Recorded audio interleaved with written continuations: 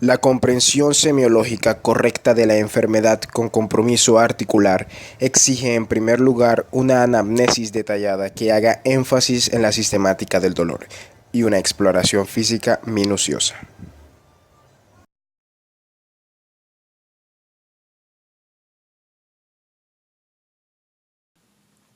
Anatomía del pie y el tobillo. El pie, eslabón más distal de la extremidad inferior, sirve para conectar el organismo con el medio que lo rodea. Es la base de sustentación del aparato locomotor y tiene la capacidad, gracias a su peculiar biomecánica, de convertirse en una estructura rígida o flexible en función de las necesidades para la que es requerida y las características del terreno en que se mueve.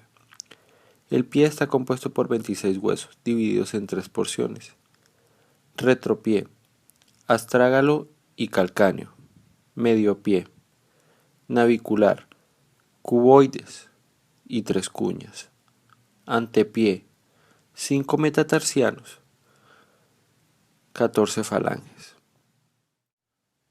Por otro lado, la articulación del tobillo se halla formada por la tróclea astragalina y por una mortaja tibioperonea. Esta última se compone por la parte más distal de los huesos de la pierna. Por parte de la tibia intervienen dos superficies articulares: la cara inferior de la extremidad distal y la cara externa del maleolo tibial, para articularse con la cara interna del astrágalo. Por parte del peroné interviene la parte interna del maleolo peroneal, que articula con la carilla correspondiente del astrágalo.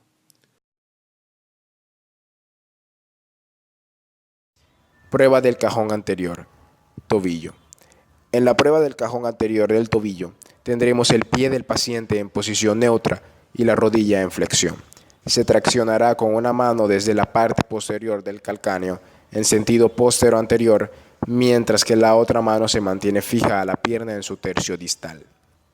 Buscaremos laxitud comparando con la misma maniobra exploratoria realizada en el tobillo sano. La percepción de que el recorrido realizado por el tobillo enfermo es mayor sugiere la existencia de laxitud articular o lesión capsular.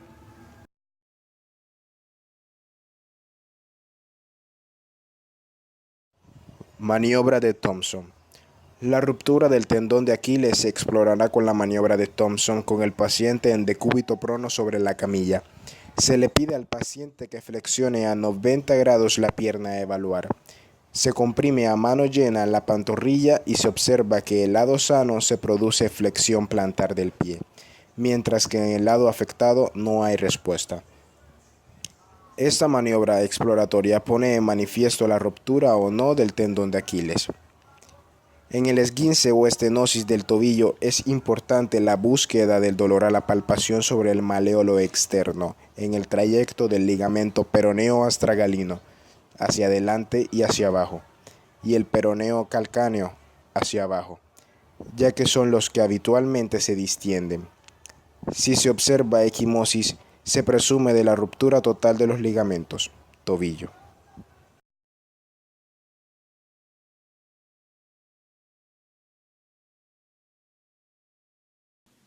Anatomía de la cadera. La cadera es una diartrodia de tipo enartrosis, es decir, tiene movilidad en los tres ejes del espacio y en 3 grados de libertad. El cinturón pélvico está compuesto por 3 articulaciones: la articulación coxofemoral, articulación sacroiliaca y sínfisis del pubis. Todas trabajan al unísono para dar movilidad y estabilidad al cuerpo. La cadera es una estructura articular que, por sus características anatómicas, tiene una patología escasa y generalmente degenerativa, por la gran carga que debe soportar.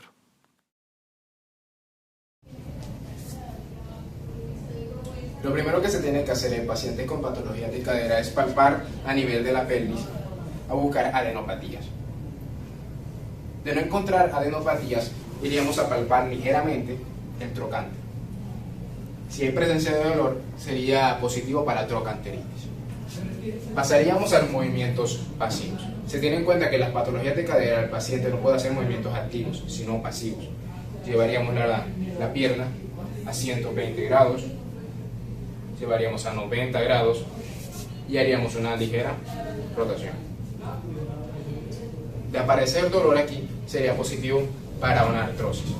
Pasaría a los movimientos de rotación interna, rotación externa. Palparíamos la pierna del paciente para valorar la aducción y la abducción. Palparíamos a nivel de la pelvis y se los haríamos. Pasaríamos a los movimientos de contrarresistencia. En los movimientos de contrarresistencia le pedimos al paciente que haga fuerza, aclarando que ambos puños se colocan entre sus piernas. Le pedimos al paciente que lo haga, excelente, para mirar los aductores. Hacia afuera también le pedimos que la separe, excelente. Prueba de Volkmann. Para la prueba de Volkmann, le comunicaremos al paciente que en posición de decúbito supino le presionaremos con ambas manos las espinas ilíacas anteriores, hacia afuera y hacia abajo. Con esta maniobra estaremos evaluando la apertura sacroiliaca. Si se produce dolor central, hay que descartar procesos lumbosacros como lumbolizaciones de S1, sacrolización de L5 y sacrolizaciones o lumbolizaciones. Prueba de Barlow. Luxación de una cadera reducida. Se coloca igual que la maniobra de Ortolani en discreta aducción. Se realiza una presión suave hacia atrás y hacia afuera del fémur. Si la cadera es luxable, se notará en la sensación de salida. Maniobra de Galesi. En la maniobra de Galesi, colocaremos al paciente en decúbito supino con su cadera y rodillas flexionadas a 90 grados. Sus pies estarán juntos, apoyados sobre la camilla, teniendo la precaución de que los talones estén a la misma altura. Si una de las rodillas queda más adelantada, significa que la discrepancia está en el fémur, lo que nos indicaría un Galesi positivo. Maniobra de Eriksen. En la maniobra de Eriksen, tendremos al paciente en decúbito supino y se le hará presión en las espinas ilíacas con ambas manos hacia adentro. También puede evaluar con el paciente en decúbito lateral ejerciendo presión hacia adentro sobre una de las espinas ilíacas. Con esta maniobra se logra la tracción de los ligamentos sacroiliacos posteriores y así evaluar su estado. Prueba de Trendelenburg. Para la prueba de Trendelenburg, le indicaremos al paciente que se coloque sobre sus pies, apoyándose en una sola pierna. Normalmente la hemipelvis contralateral se elevará, lo que hace que la nalga del lado no apoyado ascienda. Si la hemipelvis del lado no apoyado y el surco glúteo descienden, la prueba se considerará positiva. Esto puede deberse a la debilidad glútea, la inhibición glútea por coxalgia, coxavara, luxación congénita de la cadera y pseudoartrosis del cuello femoral.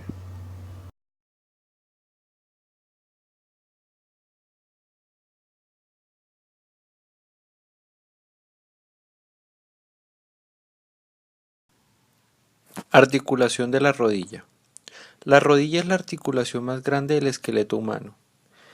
En ella se unen tres huesos, el extremo inferior del fémur, el extremo superior de la tibia y la patela. Constituye una articulación de suma importancia para la marcha y la carrera, que soporta todo el peso del cuerpo en el despegue y la recepción de saltos. Como superficies articulares presenta cóndilos del fémur, superficie rotuliana del fémur, carilla articular de la rótula y estructuras cartilaginosas que actúan como cojinetes, amortiguando el choque entre el fémur y la tibia, llamados meniscos femorales. Asimismo, posee un fuerte aparato ligamentoso, cuyos ligamentos son colateral tibial o interno, y fibular o externo, transverso de la rodilla, menisco femoral anterior y posterior, así como cruzados anterior y posterior. Maniobra de choque o de la tecla rotuliana. Pone de manifiesto el derrame sinovial. Se lleva a cabo con la región palmar de la mano y se comprime el fondo del saco subcuadricipital y con la palma de la otra mano se hace presión sobre el tercio superior de la pierna. Se asciende hasta llegar a la rodilla. Se eleva el índice y se procura deprimir la rótula para comprobar su hundimiento y saber si existe o no derrame sinovial. Maniobra de Moragas. Con la maniobra de Moragas, le indicaremos al paciente que le vamos a evaluar el funcionamiento de los meniscos laterales. Con la pierna en flexión de 90 grados y fuerte abducción haciéndola cabalgar sobre la rodilla de la pierna opuesta, se coloca un dedo fuertemente aplicado en la interlínea, inmediatamente por delante del ligamento lateral. Se indica al paciente extender lentamente la rodilla contra una ligera resistencia. Una prueba positiva presentará dolor agudo y prominencia del menisco en la interlínea, lo que puede indicar rotura del menisco. Prueba de cajón. Para la prueba de cajón, le comunicaremos al paciente que en posición de decúbito supino le evaluaremos la correcta función de los tendones anterior y posterior cruzados. Con la rodilla en flexión de 90 grados y el pie ipsilateral fijado, se realiza con desplazamiento anterior y posterior de la rodilla al traccionar el tercio proximal de la pierna. La prueba de cajón será negativa si indica ausencia de lesiones en dichos ligamentos. La prueba de cajón será positiva si aprecia un desplazamiento anterior excesivo del extremo proximal de la tibia respecto a los ligamentos laterales. Maniobra de McMurray.